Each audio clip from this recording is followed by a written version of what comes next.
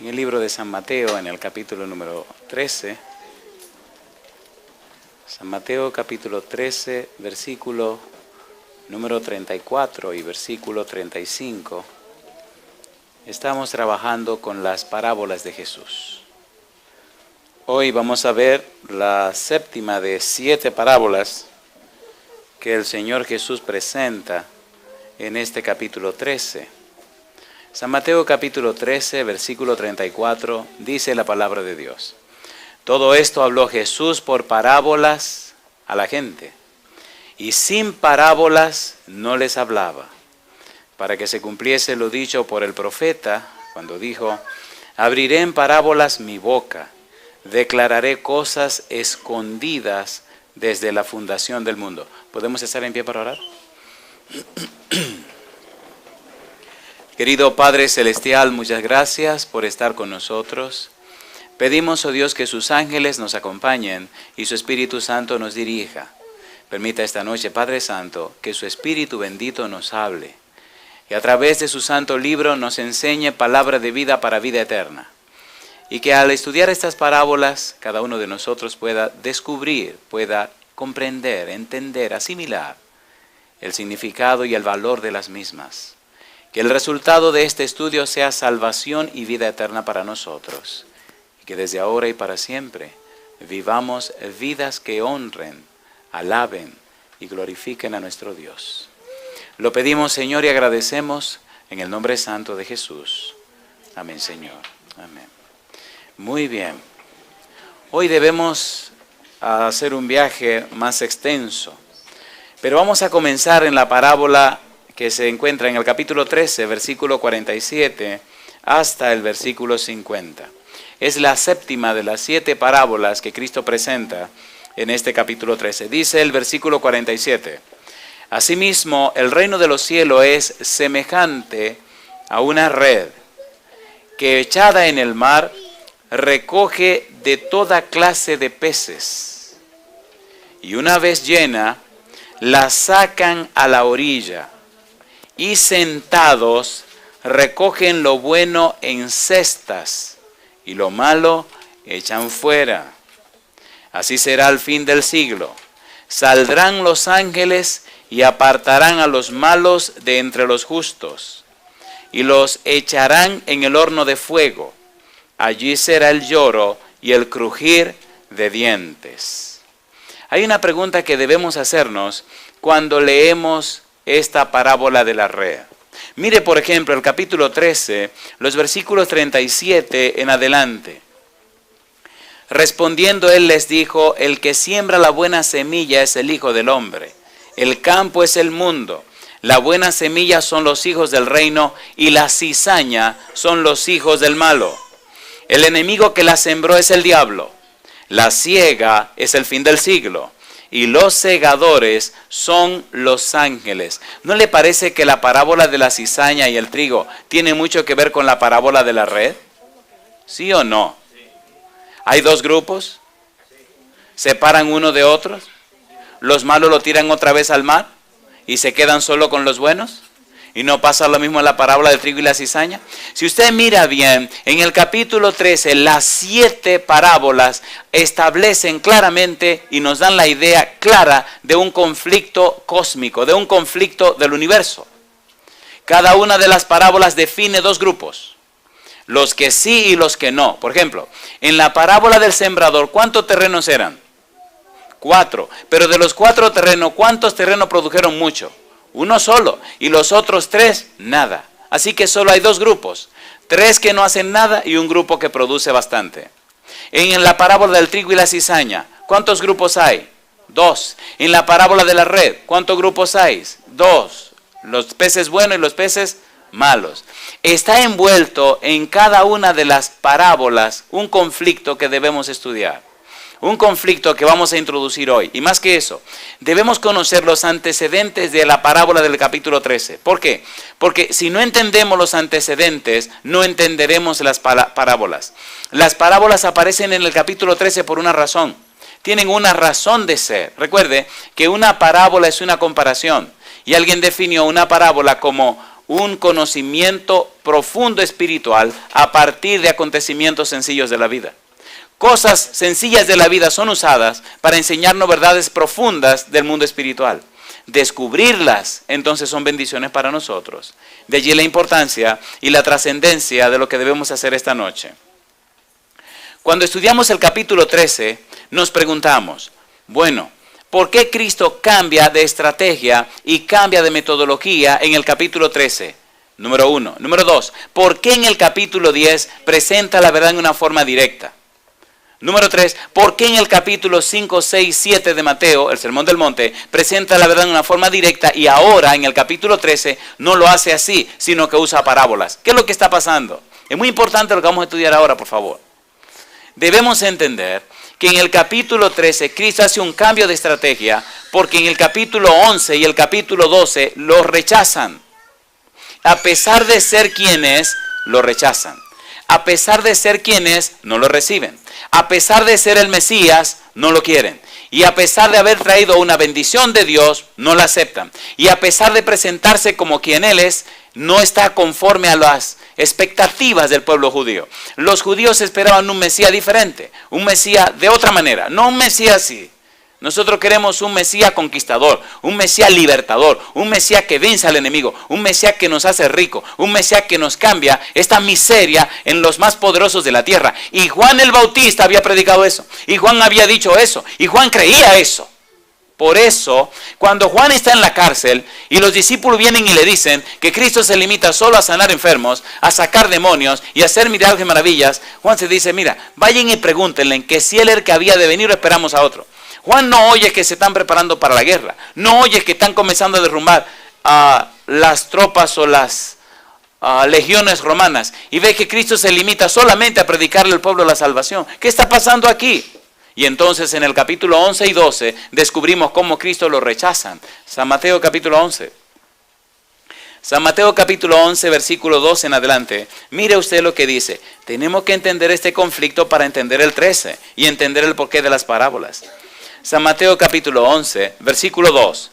Y al oír Juan en la cárcel los hechos de Cristo, le envió 2 de sus discípulos para preguntarle, ¿eres tú aquel que había de venir o esperaremos a otro? Le estaba faltando un poco de fe a Juan. Juan había sido el heraldo. Juan había visto descender el Espíritu sobre Jesús. Juan oyó la voz de Dios que habló del cielo. Juan se atrevió a decir, San Juan capítulo 1, versículo 33, que el mismo Dios le dijo que ese era el Mesías. Y ahora le manda a preguntar a Jesús que si es él o esperaremos a otro. Jesús no contestó. Miren lo que ocurrió, versículo 3. Y el 4, respondiendo Jesús les dijo a los enviados, id y haced saber a Juan las cosas que oís y veis. Los ciegos ven, los cojos andan, los leprosos son limpiados, los sordos oyen, los muertos son resucitados y a los pobres es anunciado el evangelio. ¿De dónde estaba sacando Jesús esas palabras? Si usted lee Isaías capítulo 35, versículo 4 al 6, encuentra exactamente esas palabras que haría el Mesías. Y si lee Isaías 61, versículo 1, exactamente anunciaba que el Mesías vendría a hacer esas cosas. ¿Qué le está diciendo Jesús a Juan? Díganle a Juan que exactamente lo que se anunció de mí es lo que yo estoy haciendo. Que si las expectativas que ustedes tienen de mí son de otra manera, eso es problema de ustedes. Yo estoy cumpliendo con las expectativas bíblicas. Una pregunta le hago a usted. ¿Verdad que es mucha la gente que tiene creencias en Dios, pero no están basadas en la palabra de Dios? ¿Sí o no? ¿Verdad que muchas veces hemos creído cosas porque nos enseñaron así? Porque la heredamos así, porque nos dijeron así. ¿Cierto o falso? A ver, ¿sí o no? Y de repente nos encontramos con una verdad que nos estruja los oídos y una verdad que no nos agrada. En estos días estaba en cierto lugar. Ay, Señor. ¿Se han dado cuenta que la gente se resiste a la palabra de Dios? ¿Se ha dado cuenta que la gente a veces le duele que la Biblia diga cosas que ellos no quieren que la Biblia diga? ¿Es así o no es así? No es una ni dos las veces que la persona me han dicho, y eso lo dice la Biblia. Digo, míralo aquí. No, espérese, yo voy a buscar mi Biblia. Entonces buscan su Biblia y cuando se lo leo en su Biblia lo dice más claro. Dicen, ay mi madre, pero es verdad que lo dice así. ¿Cierto o falso? Y es lo que está pasando. Le dice Jesús a los discípulos de Juan, díganle a Juan que lo que dijo Isaías de mí es lo que yo estoy haciendo. ¿Qué le pasa a ustedes? ¿Qué le pasa a ustedes? ¿Por qué no me pueden entender? ¿Por qué no me pueden creer? Capítulo 11, versículo 9. Dice el verso 9, pero, ¿qué salisteis a ver? ¿A un profeta? Sí, os digo, y más que profeta, porque este es de quien está escrito, he aquí yo envío mi mensajero delante de tu faz, el cual preparará tu camino delante de ti. ¿Qué es lo que está diciendo Jesús? Quiero que sepan, dice Jesús, que ese Juan Bautista que ustedes oyeron era el mensajero que anunciaba mi venida. Es decir, es el heraldo que anunciaba la venida del Mesías. ¿Por qué Jesús está diciendo eso? Porque ellos deben entender que Jesús es el Mesías y Jesús sabe que Él es el Mesías. Y más aún, dice más adelante, capítulo 11, versículo número 10. He aquí envío mi mensajero delante de tu faz, el cual preparará tu camino delante de ti. Y más adelante dice en el versículo número 14, dice el verso 14, y si queréis recibiros, él es aquel Elías que había de venir. En Malaquías 4:5 dice que el Elías vendría primero. Y Jesús le dice, ya el Elías vino delante del Mesías. El Mesías soy yo. Pastor, ¿por qué no dice estas cosas? Porque si usted no entiende el capítulo 11 y el 12, cómo rechazaron a Jesús, no puede entender por qué Jesús usó las parábolas en el capítulo 13. En el capítulo 13 Jesús usa las parábolas para decir toda la verdad que quiere decir, sin darle a los enemigos herramientas que lo puedan acusar. ¿Se acuerdan que dijimos que las parábolas no podían ser usadas en un tribunal? A ver, ¿se acuerdan o no se acuerdan? Que era una de las razones por las que Cristo enseñaba en parábolas. Vamos a ver más adelante que estaban con intención de matarlo, recién comenzando su ministerio. Y él tenía que usar una metodología apropiada para enseñar lo que quería enseñar sin darle herramienta a los enemigos de que lo mataran. No era fácil. En cada discurso Jesús se jugaba la vida y la cabeza. Y tenía que saber cómo hablaba. ¿Se imagina usted, Dios mismo hecho hombre, hablándole a seres humanos pecadores, trayéndole salvación y tener que cuidarse para que no lo maten antes de tiempo? ¿Entienden lo que quiero decir? ¿Son fáciles los seres humanos? ¿Eran duros los judíos? ¿Eran bravos los judíos? ¿Eran malos los judíos? ¿Eran terribles los judíos? ¿Y nosotros? ¿Cuántas musarañas tienen que hacer los predicadores? ¿Cuántas cosas tienen que decir para que usted se quiera salvar? ¿Es así o no es así? ¿Cuántos hermanos tiene uno que predicar para que usted se quiera salvar? Oiga, pero qué cosa, ¿eh? ¿Es así o no es así? Y demostrarle, y presentarle, y decirle, y explicarle, y oiga, buscarle todas las cosquillitas, a ver si usted le encuentra la cosquillita. Y algunos ni cosquilla tienen. No, sencillamente no están interesados en salvarse. Estaba en un lugar determinado, en una parte del mundo que no hay ni que decir dónde. Y había una persona muy rica, de muy buena posición, que vino por curiosidad, nada más vino por curiosidad. Veía en la televisión que se anunciaba, en la radio se anunciaba, la prensa lo anunciaba, y carteles y cruzacalle por toda la ciudad. Y dice, yo quiero ver quién es esa persona. Y vino por curiosidad, y se sentó un día, una noche por curiosidad. Vino simple curiosidad, con unos jeans, con unos tenis y un suéter. Curiosidad. A la noche siguiente vino por curiosidad, pero con un traje. Y toda la semana vino por curiosidad, y se sentaba en la tercera fila a la izquierda. Y una noche, por curiosidad, le dijo al pastor que quería que lo bautizaran. Y por curiosidad lo bautizamos también. Y por curiosidad es un cristiano para la gloria de Dios. Permítete que vengan muchos curiosos que quieran conocer más acerca de la palabra de Dios. Capítulo 11, versículo 21. No solamente rechazaron a Jesús la gente común del pueblo, sino que hubo ciudades como Corazín y Betsaida que rechazaron a Jesús, que no lo aceptaron. Y no es eso solamente, sino que la ciudad de Capernaum, la que llamaban la ciudad de Jesús, también rechazó a Jesús, no lo aceptó, no lo quiso, no lo aceptaron. Y usted se queja porque la gente no lo acepta y no lo recibe. Pero si así rechazaron a Jesús. Si lee el capítulo 11, los versículos 21 en adelante, encontrará ese rechazo que hicieron a Jesús.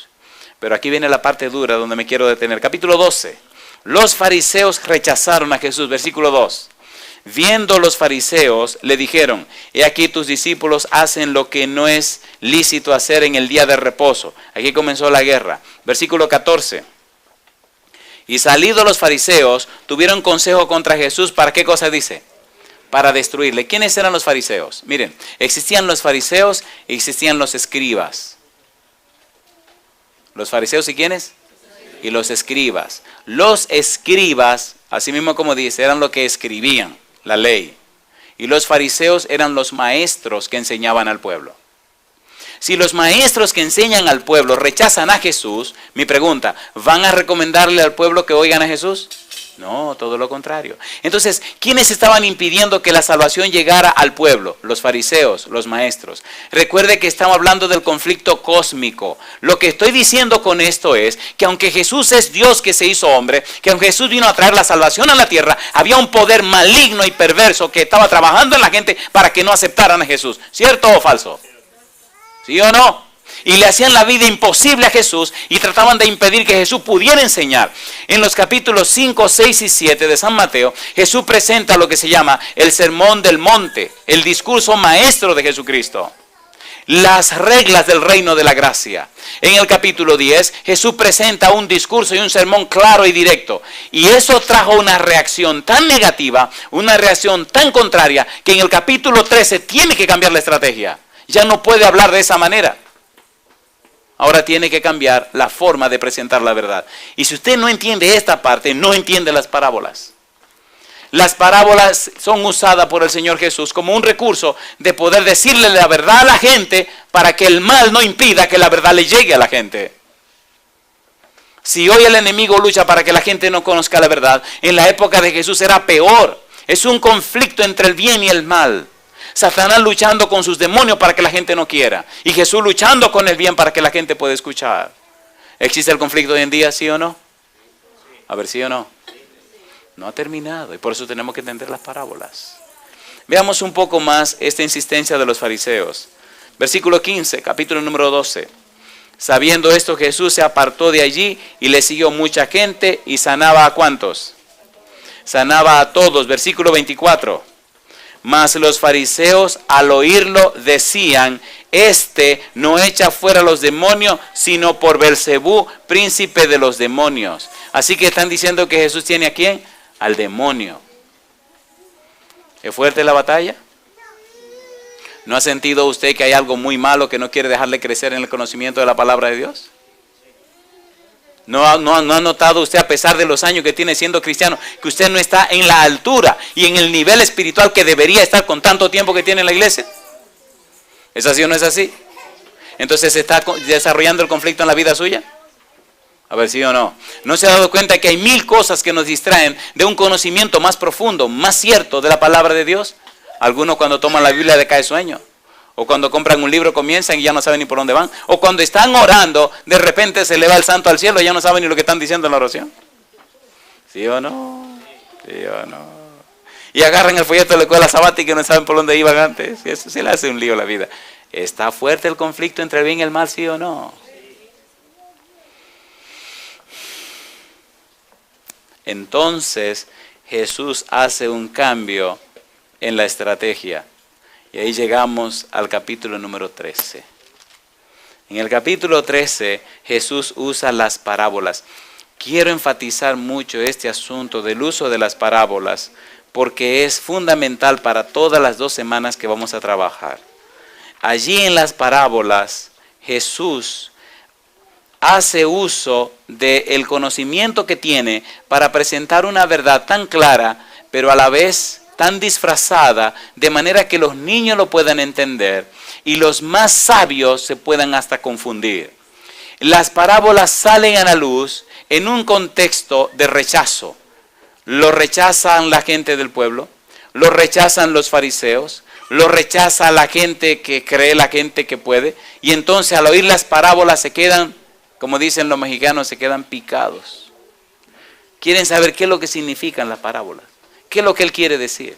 Y como dice el versículo 34 y el versículo 35, dice el 34, todo esto habló Jesús por parábolas a la gente y sin parábolas no les hablaba para que se cumpliese lo dicho por el profeta cuando dijo, abriré en parábolas mi boca, declararé cosas escondidas desde la fundación del mundo. ¿Qué cosa hay escondido desde la fundación del mundo? El misterio de la piedad y el misterio de la iniquidad. La pregunta, ¿cómo surgió el mal? Misterio de la iniquidad. La pregunta, ¿cómo puede ser Dios tan bueno con gente tan mala? Misterio de la piedad. ¿Cómo es posible, cómo le cabe a nadie en la cabeza que el todopoderoso Dios, el creador del universo, aquel que el universo entero no lo puede contener, aquel que no puede ser atrapado en el tiempo, aquel que no puede ser atrapado en el vastísimo universo, aquel que es más grande que todo el universo, cómo es posible que el todopoderoso creador del cielo y la tierra se hiciera tan poquita cosa que se depositara en el vientre de una mujer? Explíqueme eso. Se llama misterio de la piedad. ¿Cómo es posible que naciera el todopoderoso creador como un niño indefenso entre animales en un establo? Explíqueme eso. ¿Y cómo es posible que seres de otra nación, que eran llamados paganos, que no conocían la palabra de Dios como los judíos, vinieran de lejos siguiendo una estrella y llegaran hasta Jerusalén y se postraran para adorar al Dios todopoderoso que estaban haciendo como un niño? Y la misma gente de Israel, los conocedores de la verdad, no supieran que ahí había nacido el niño en Belén. Misterio de la piedad. ¿Se entiende lo que estoy diciendo? Conflicto cósmico. ¿Y cómo que usted no puede entender todo lo que se ha desarrollado en este planeta, todo lo que se ha entendido hasta el día de hoy, tanta luz que hay y todavía hoy la gente no conoce a Jesús? Misterio de iniquidad. ¿Cómo se explica que personas denominadas cristianas todavía se odien unos con otros y se rechacen unos con otros y que piensan vivir en el mismo cielo? Misterio de iniquidad. ¿Sí o no? ¿Sí o no? ¿Sí o no? ¿Verdad que cada día hay más cristianos en la tierra?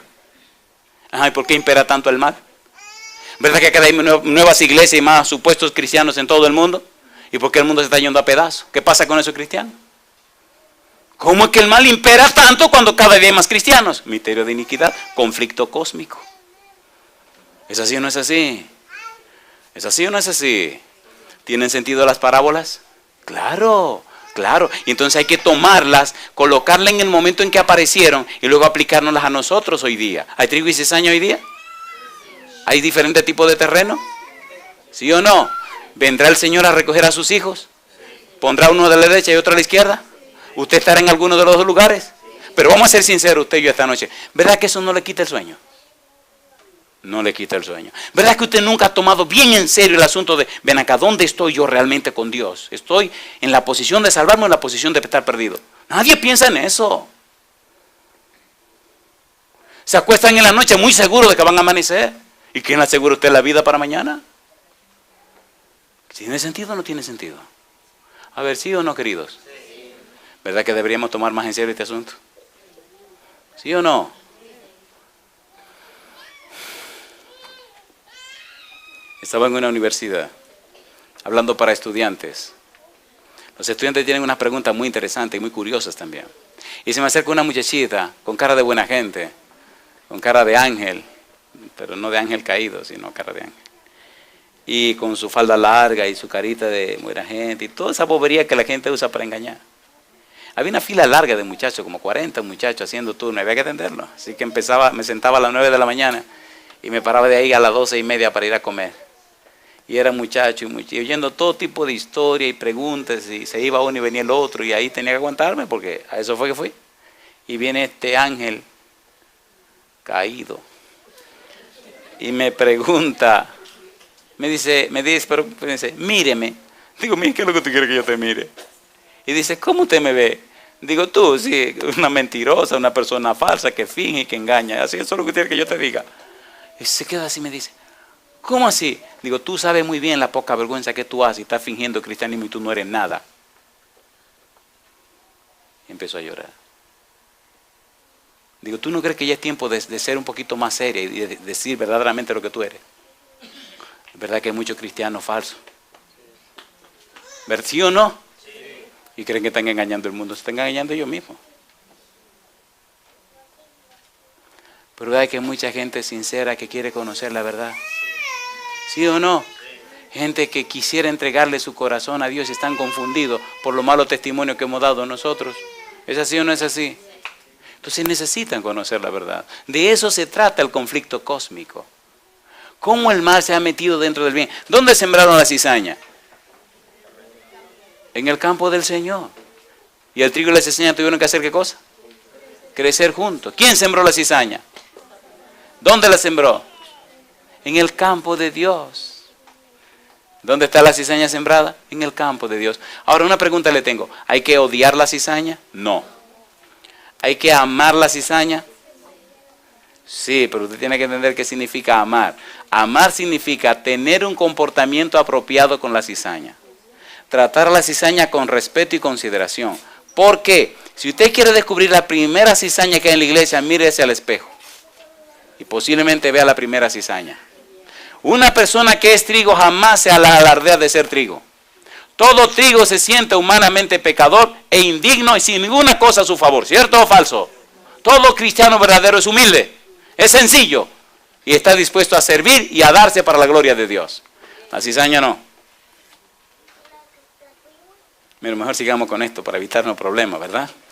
Las parábolas son recursos didácticos. Número 1, captan el interés. Número 2, hacen que la verdad sea concreta. Número 3, tienen una función didáctica, dinámica y progresiva. Número 4, impulsaron a las personas a descubrir la verdad por sí misma. Y número 5, traen lo que es un cumplimiento profético. El cumplimiento de lo que Dios ha determinado y quiere para sus hijos, presentado de manera tal que ellos puedan interesarse en descubrir el valor y el significado de las palabras que salen de la boca de Jesús.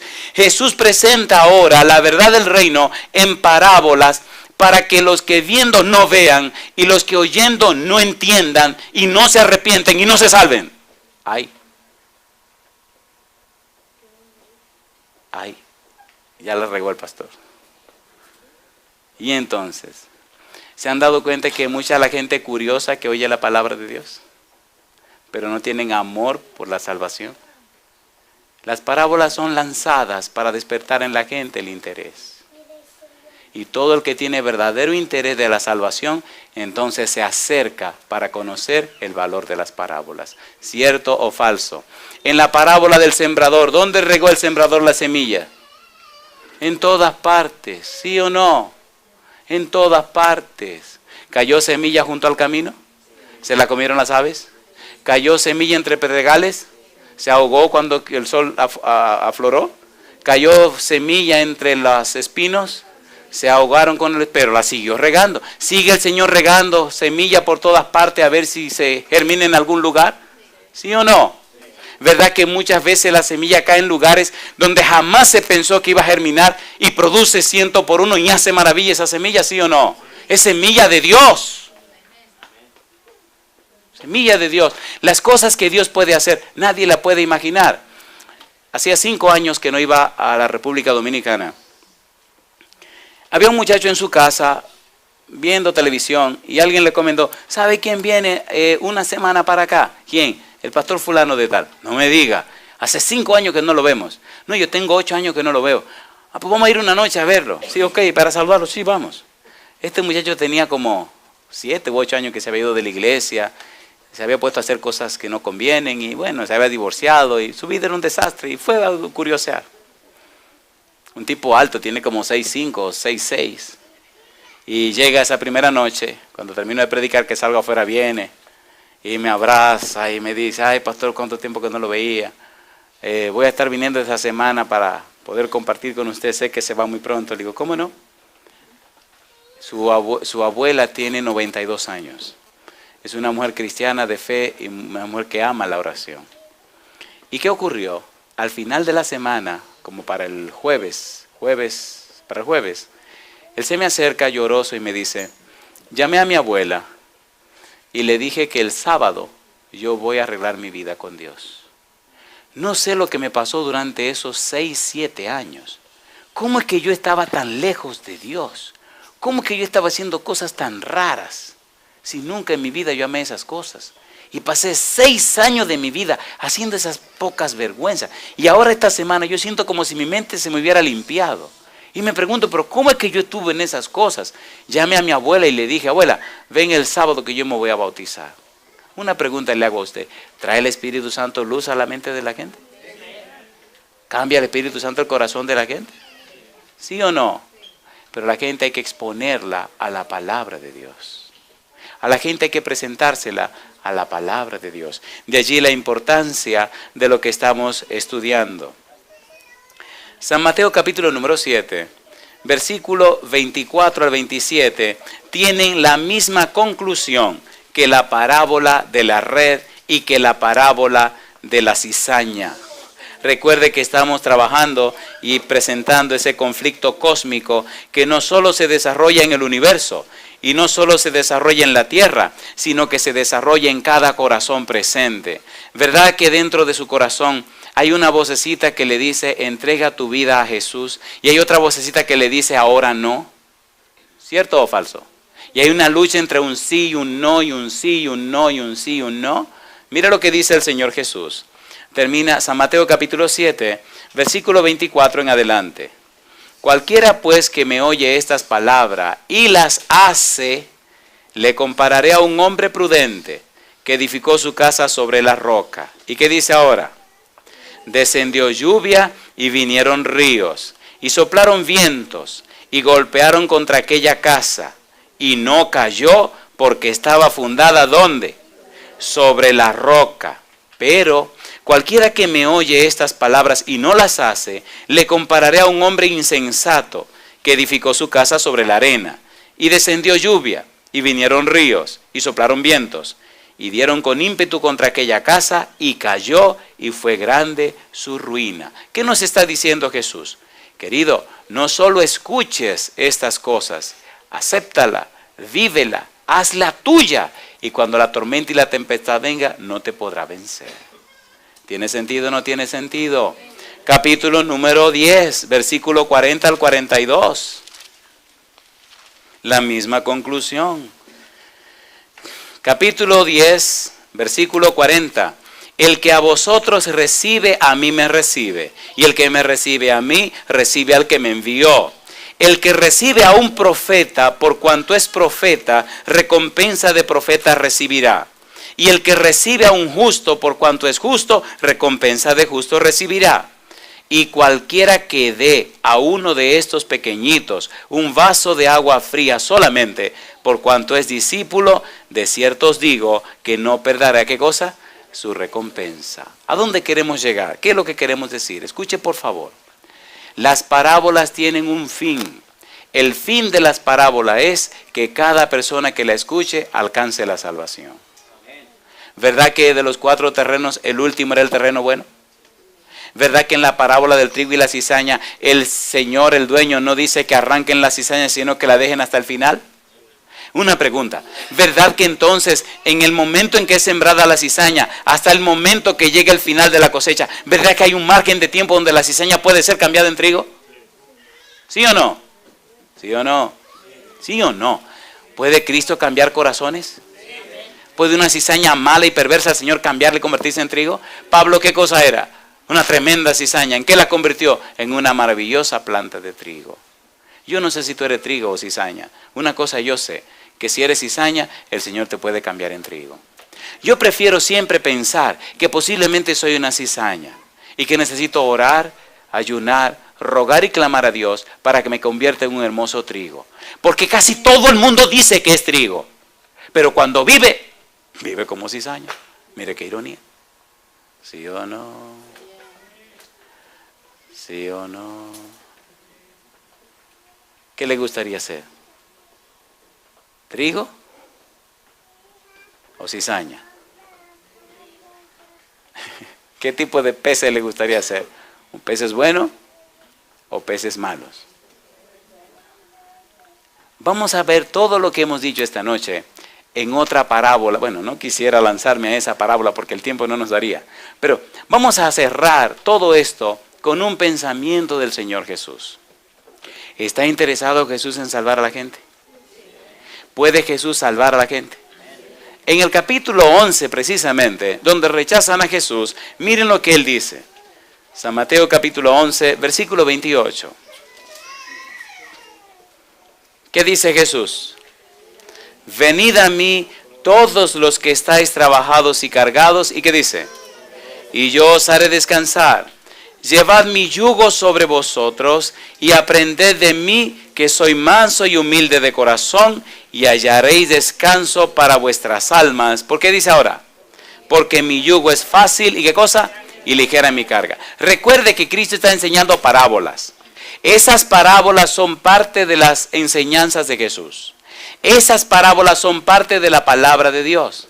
Esas parábolas son parte de los dichos sabios y profundos del Señor Jesús. De manera que esa palabra de Jesús, esos dichos de Jesús, esa verdad de Jesús presentada en parábola es lo que se conoce como su yugo. Por eso dice, mi yugo es fácil y ligera mi carga. Y es lindo cuando Él dice, llevad mi yugo sobre vosotros y añade, aprended de mí. ¿Por qué dice llevad mi yugo y aprended? Porque su yugo son las enseñanzas. Ahora, ¿qué hace la palabra de Dios en nosotros? Primera de Pedro capítulo 1. Mire qué cosa linda. Primera de Pedro capítulo número 1. Y aquí vamos a ir aterrizando. Primera de Pedro capítulo 1. Versículo número 18 en adelante. Dice, sabiendo que fuisteis rescatados de vuestra vana manera de vivir, la cual recibisteis de vuestros padres, no con cosa corruptible como oro o plata, sino con la sangre preciosa de Cristo, como de un cordero sin mancha y sin contaminación, ya destinado desde antes de la fundación del mundo, pero manifestado en los postreros tiempos por amor de vosotros. Y dice ahora, y mediante el cual creéis en Dios, quien le resucitó de los muertos y le ha dado gloria, para que vuestra fe y esperanza sean en Dios, habiendo purificado vuestras almas por la obediencia a la verdad mediante el Espíritu, para el amor fraternal no fingido, amaos unos a otros entrañablemente de corazón. Y dice ahora, siendo renacidos, no de simiente corruptible, sino de incorruptible. ¿Por qué cosa dice? Por la palabra de Dios que vive y permanece para siempre. ¿A través de quién podemos nacer de nuevo? De la palabra de Dios. ¿Dónde podemos tener un nuevo origen? En la palabra de Dios. ¿Dónde está el nuevo comienzo? En la palabra de Dios. Alabado sea el nombre de Dios. ¿Y qué estamos estudiando cada noche? La palabra de Dios. Bendito sea el nombre de Dios. Ahora, ¿qué es lo que esa palabra es capaz de hacer? ¿Qué es lo que ese yugo es capaz de hacer? Aquí vamos a ir a una nota bien alta y bien hermosa, y creo que será una bendición para todos. Hay una palabra judía, una palabra hebrea, es la palabra Torah. ¿Cuál es la palabra? Torah. La palabra Torah significa enseñanzas, significa la ley, la Torah, los 5 libros de Moisés. En el Salmo número 19, mire lo que dice. Salmo número 19. Mire qué cosa linda. Y ahora voy a pedirle, por favor, que por un instante nos aprendamos este juego de palabras. Salmo 19, versículos 7 al 10. En estos versículos pocos hay una profundidad de conocimiento maravilloso. Dice el versículo 7. La ley de Jehová es perfecta, ¿qué hace? Que convierte el alma. Escuche por favor. Cuando Jesús dice, porque mi yugo es fácil, ese yugo se refiere a sus enseñanzas. Ahora, esas enseñanzas, ¿qué cosas son? Su palabra. Esa ley de Jehová, esa Torah, no es solo los 10 mandamientos. Los 10 mandamientos son parte de la Torah. La Torah es las enseñanzas de Jesús. ¿Qué hacen las enseñanzas de Jesús? Dice, la ley de Jehová es perfecta. ¿Por qué cosa es la ley de Jehová perfecta? Convierte el alma. Y vamos a jugar el juego ahora. Recuerde que estamos trabajando con las parábolas. Recuerde que Mateo decía que el Señor abriría su boca en parábolas para enseñar cosas profundas que estaban ocultas desde antes de la fundación del mundo. Recuerde que para allá que vamos. En estos pocos pasajes, versículos 7 al 10, se esconde una verdad tan profunda en relación a la palabra de Dios y la vamos a descubrir. Recuerde siempre esta frase, paralelismo de las líneas. ¿Cuál es la frase? Paralelismo de las líneas. Es una figura hebrea que se usa frecuentemente en el Antiguo Testamento, donde el escritor presenta la misma verdad con diferentes aspectos. ¿Quieren verlo? Mire su Biblia. Versículo 7. La ley de Jehová es perfecta. El testimonio de Jehová es fiel. Los mandamientos de Jehová son rectos. El precepto de Jehová es puro. El temor de Jehová es limpio. Los juicios de Jehová son verdad. Todo lo que acabamos de leer es la misma cosa. ¿Se entiende, por favor? ¿Qué es? La misma cosa. La palabra de Dios. La ley de Jehová, la Torá. Ahora, ¿por qué la ley de Jehová es perfecta? Y entonces explica, porque convierte el alma. La palabra nefes, la palabra alma, significa persona. ¿Por qué la palabra de Jehová es perfecta? Porque cambia a la persona, porque transforma a la persona, porque redime a la persona, porque hace nueva a la persona. Y no leímos en 1 Pedro 1, capítulo 1, versículo 23, que decía que somos renacidos en la palabra de Dios. ¿Sí o no? Cuando usted se expone a la palabra de Dios, cuando usted conoce la palabra de Dios, cuando usted entiende la palabra de Dios, cuando usted asimila la palabra de Dios, cuando la deja entrar, esa palabra de Dios tiene tanto poder que transforma la vida suya. Lo convierte en una nueva persona. Le da un nuevo sentir a la vida. En el libro de Proverbios capítulo 4, versículo 18, la Biblia dice: porque la senda de los justos es como la luz de la aurora, que va en aumento hasta que el día es perfecto. ¿Cierto o falso? ¿Cambia la Biblia la vida de las personas? Dice, la ley de Jehová es perfecta porque convierte el alma. El testimonio de Jehová es fiel, que hace sabio al sencillo. Los mandamientos de Jehová son rectos, que alegran el corazón. El precepto de Jehová es puro, que alumbra los ojos. El temor de Jehová es limpio, que permanece para siempre. Los juicios de Jehová son verdad, todos justos. Y añaden un increscendo: deseables son más que el oro, y más que mucho oro afinado, y dulces más que la miel, y que la que destila del panal. En conclusión, cuando las parábolas comienzan a salir de la boca de Jesús, es como una fuente de agua viva que sale para dar vida a los sedientos y a los hambrientos y levantar a los muertos y hacer de ellos nuevas criaturas. ¿Transformaron las palabras de Jesús la vida de mucha gente? ¿Sí o no? ¿Cuántos demonios tenía aquella mujer? María Magdalena tenía 7 demonios. ¿Los retiró Jesús? Pedro tenía un carácter irascible, un carácter rarísimo y feísimo. ¿Lo cambió Jesús? ¿Juan y Santiago cambiaron? ¿Sí o no? Sí.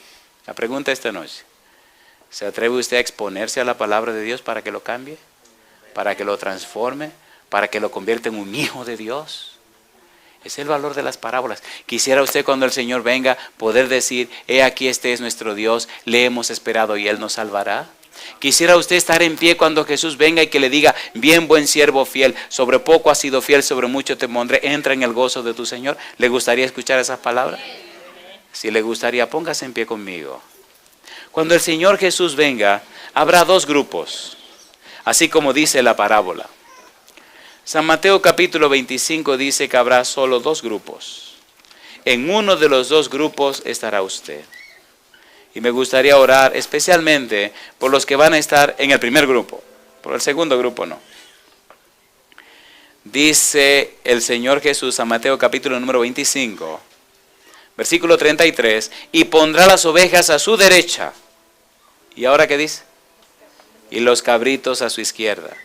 Entonces el rey dirá a los de su derecha: venid benditos de mi Padre, heredad del reino preparado para vosotros desde la fundación del mundo, porque tuve hambre y me disteis de comer, tuve sed y me disteis de beber, fui forastero y me recogisteis, estuve desnudo y me cubristeis, enfermo y me visitasteis en la cárcel y vinisteis a mí. Entonces los justos responderán diciendo: Señor, ¿cuándo te vimos hambriento y te sustentamos, o sediento y te dimos de beber?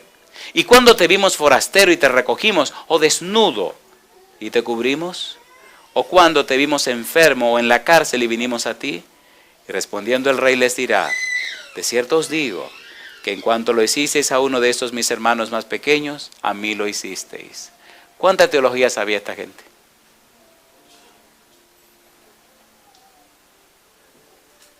¿Verdad que la vida cristiana es un estilo de vida? ¿Sí o no? ¿Le gustaría a usted dejar que el Espíritu repose en usted para tener un cambio en su estilo de vida? Miren, señores, no es asunto de religión, es asunto de relación. Hay mucha gente religiosa que se va a perder. porque fueron religiosos, pero no fueron cristianos. Se necesitan más cristianos. No hay que forzarse, es solo rendirse al Señor. ¿Usted se atreve esta noche a dejar de luchar y rendirse al Señor? ¿Cuántos se atreven a hacer esa decisión? Yo quisiera hacer una pregunta final hoy. ¿Cuántos de los presentes piensan que vale la pena que nos reunamos cada noche a estudiar la palabra de Dios? Vamos a ser bien sinceros. Yo quisiera esta noche ser más atrevido. ¿Cuántos de ustedes tienen más de 10 años siendo cristianos? Más de 10 años. Más de 10, fantástico. Yo quiero terminar haciéndole una pregunta a ustedes, que junto conmigo tenemos más de 10 años. Ya yo tengo 28 años. 28, sí, 28 años. 28 años siendo cristiano. Tengo más tiempo siendo cristiano que los que duré sin ser cristiano. ¿Verdad que aunque los años pasen, uno descubre que tiene que crecer más? ¿Consagrarse más? ¿Sí o no? ¿Le parece bien si esta noche oramos por nosotros? Si nuestro testimonio no es bueno, estos amigos y amigas que están viniendo a conocer la palabra de Dios, puede que queden chasqueados en el camino. ¿Es así o no es así? El enemigo hace que nosotros fallemos para que ellos se confundan y ellos se pierdan también. Con todo respeto, ¿me permiten orar esta noche especialmente por nosotros los que tenemos más tiempo en esto? ¿Cuántos tienen de 1 a 10 años que son cristianos? De 1 año a 10 años, todos son los babies, los bebecitos. De 1 a 10 años. ¿Y cuántos no tienen ningún tiempo siendo cristianos porque no han hecho un compromiso con Dios de ser cristiano y de entregarse y caminar como Dios quiere? ¿Cuántos no tienen ningún tiempo? ¿Pueden levantar su mano? Aquí veo 2 manos, allá veo otra mano. ¿Quiénes más no tienen ningún tiempo, que no han tenido experiencia de vida cristiana? Aquí hay varias manos. ¿Podemos orar también por ellos? ¿Oramos ahora? Querido Padre Celestial, agradecemos la oportunidad por habernos reunido esta noche para estudiar su palabra. Gracias, Señor, por la belleza, gracias por la hermosura de su santo libro. Señor, aquí hay personas con más de 10 años caminando con usted. Estoy en ese grupo, mi Señor. Reconocemos que no hemos sido lo que debemos ser, ni hemos vivido a la altura de lo que deberíamos vivir. Es más, es posible, Señor, que hasta hayamos descuidado en tantos años el aprender nuevas cosas para enseñar a otros. Y tal vez nos hayamos quedado en un círculo vicioso dando vueltas. Perdónenos, Señor. Despierte en nosotros más interés para orar y estudiar la Biblia y enseñar a otros el conocimiento de su verdad. Predicar el mensaje de salvación. A los bebés espirituales que tienen de 1 añito a 10 años, Señor, lo dejamos en su mano santa. No permita que nuestro mal testimonio le dañe su vida. No permita que nuestra indiferencia y nuestra dejadez quite en ellos el interés de crecer. Y a esos que no han nacido todavía, que están apenas en el vientre, Dios Santo, aliméntelo con su palabra para que cuando nazcan fuertes y sanos para gloria de su nombre. Enséñenos para cuidarlos, alimentarlos a tiempo, orar por ellos, visitarlos, acompañarlos, enseñarles, instruirlos, para que cuando se levanten en su presencia, Dios Santo, cuando nazcan de agua y del Espíritu, puedan nacer vestidos con el manto de su justicia y ungidos con el Espíritu Santo. Esperamos, Dios, en estas 2 semanas, que muchos de ellos hagan su decisión por usted y decidan negarse a ellos mismos, tomar la cruz de ellos y seguir en pos de Cristo Jesús. En su mano santa los dejamos, Señor, y pedimos su presencia y su compañía de regreso a nuestros hogares. Gracias, Dios, por escucharnos. Lo pedimos y agradecemos en el nombre santo de Jesús. Amén, Señor.